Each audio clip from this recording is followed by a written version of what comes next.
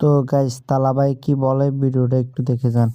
যদিও বা এটা বলতে আমার নিজের কাছেই অনেক কষ্ট হচ্ছে। আজকে থেকে এই চ্যানেলে আমি আর কোনো ফ্রি ফায়ারের ভিডিও আপলোড করব না। আজকে থেকে আমি ফ্রি ফায়ারকে বিদায় জানাচ্ছি। আর কোনো ফ্রি ফায়ারের ভিডিও আপাতত আমার থেকে পাবেন না। এটার দুইটা কারণ আছে, আমি দুইটা কারণে এটা করতেছি। নাম্বার ওয়ান, যেটা সবাই জানেন বাট তুলে ধরার মতো কেউ নেই এখন ফ্রি ফায়ার গেমিং কমিউনিটি। যদিও বা আমি এখন বর্তমানে ফ্রি ফায়ারের কোনো ক্রিয়েটর না, আমি অ্যাজ এ ইন্ডিভিজুয়াল গেমার হিসেবে বলতেছি, গেমের ভিতরে প্রচুর পরিমাণে হ্যাকার, যেটা আপনারা শুনতে শুনতে বিরক্ত এবং আমি নিজেও বিরক্ত। আপনারা সাধারণ একটা জিনিস শুধুমাত্র ভাবেন ভাই, এই গেমটা আসছে 1 বছর 2 বছর না, বা 3 বছর 4 বছরও না, 8-9 বছরের বেশি হয়ে গেছে এই গেমটা চলে আসছে। এখনো পর্যন্ত এই হ্যাকারদের উপরে কোনো স্টেপই নিতে পারলাম না। আমি যদি একই সাথে কম্পিট করি, পাবজি ফ্রি ফায়ার দুইটাই অলওয়েজ কম্পিটিশনে থাকে যে কে কার আগে যাবে সবসময়। পাবজিতে এই হ্যাকার নিয়ে অনেক আগে থেকে তারা স্টেপ নিয়ে নিছে। ইভেন পিসি প্লেয়ার যারা আছে পাবজি, পিসিতেও তারা হ্যাক ইউজ করতে পারে না। বাট ফ্রি ফায়ারে কেন এই স্টেপটা নেওয়া হয় না? এই হ্যাকের কোডগুলো সেল করে কারা, এটা বলতে পারবেন আমাকে? যাই হোক ভাই, এগুলো দেখতে দেখতে বলতে বলতে বিরক্ত। এর ভিতরে দোষ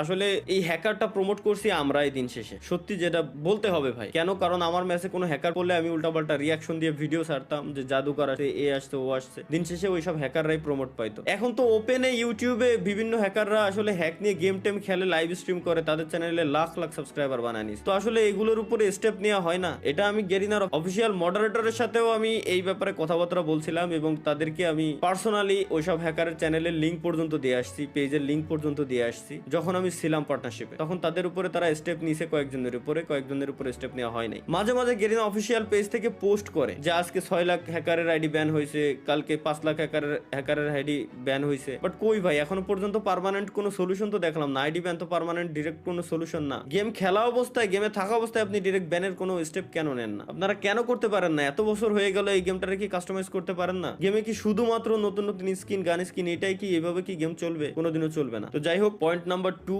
যেটা হচ্ছে মোস্ট ইম্পর্টেন্ট, সেটা হচ্ছে আমি আমার নেক্সট জেনারেশনের কথা চিন্তা করি। অলরেডি জেন জির পর আরো একটা জেনারেশন চলে আসছে অলরেডি। আপনি মানেন আর না মানেন, জানেন আর না জানেন, অলরেডি নতুন আরো একটা জেনারেশন আছে, যে জেনারেশন বর্তমানে ফ্রি ফায়ার প্রচুর পরিমাণে খেলতেছে। খেলুক, এতে আমার কোনো দুঃখ নাই, কোনো কষ্ট নাই। বাট একটা জিনিস আপনারা শুধু একটু ভাবেন, পয়েন্টগুলো জাস্ট নোটিস করেন।